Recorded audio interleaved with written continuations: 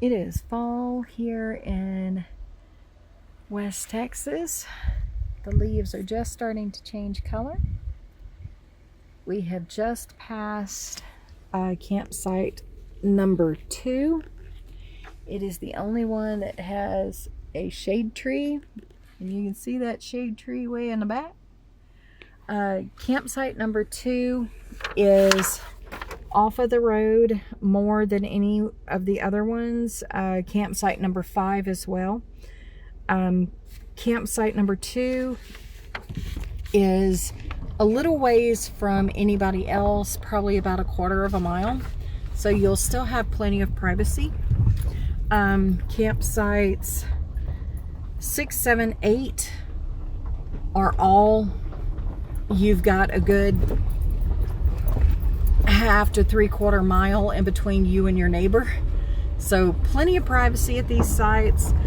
The only ones that might have a little privacy issue would be 3, 4 in the back side of number 5.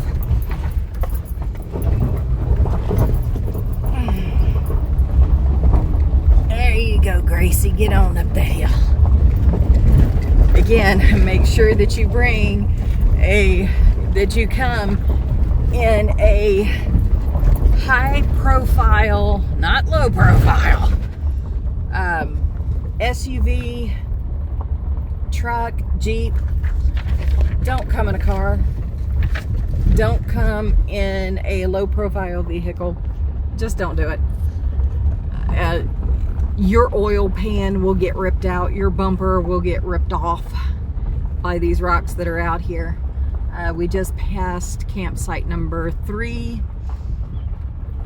These sites are, man, for experienced campers and hikers, this is a hidden gem. This is a state park that you do not want to miss. I would say the fall here, the later fall, as the colors keep changing on the trees, is going to be breathtaking. Now you see number 4 there is right off of the road. The only 2 that are off of the road enough to where you're not going to be choking on dust is going to be number 2 and number 5. Campsites 6, 7, 8 have about nearly over a 1/2 mile, maybe 3/4 of a mile in between each one of them. So you got plenty of privacy no matter where you're camping.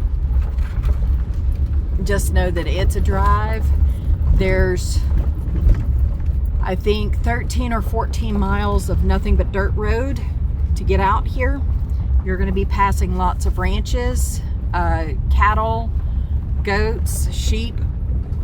So make sure that you're driving slow whenever you're coming through. I had lots of wildlife and cattle cross the street, cross the dirt road in front of me, so make sure you're driving slow. Be prepared, because the deer will come out of nowhere. I came across axis deer and whitetail whenever I was driving through. Here is one of your points of interest coming up on the side. It's the windmill. That is on your 12 and a half mile hike.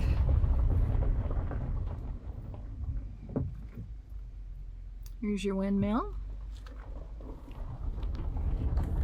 That is on, let's see.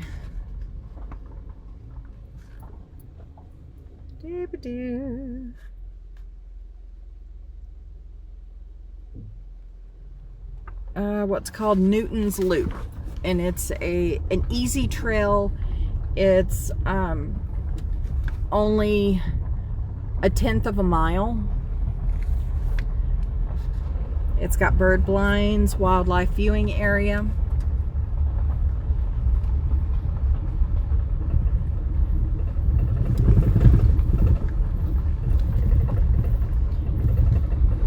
It's really great.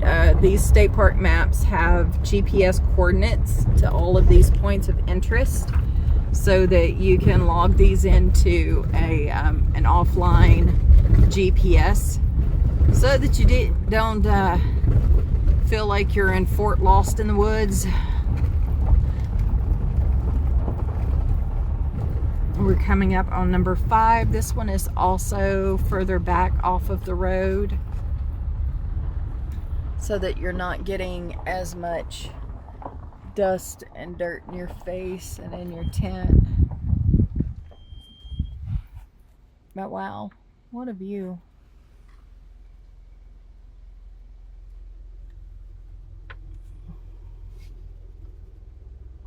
Yeah, I'm sorry, there are bugs on the windshield.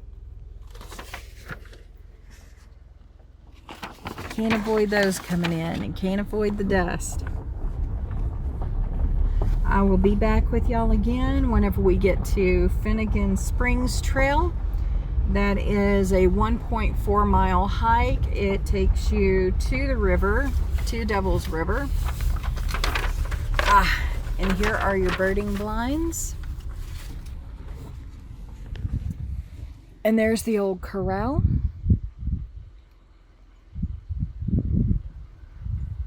And goat pens, sheep pens. This was an old cistern. And your bird blind trail is going to be right back and around that cistern. And I guarantee you there's going to be a lot more than just birds. This is your parking area for all of those little spots. And you can see, oh wow, yeah, there's lots of wildlife track in that muddy spot. Also, you will be crossing several cattle guards on your trip in. So be aware of that, be ready for it. They come up out of nowhere. I will be back with you whenever we get to Finnegan.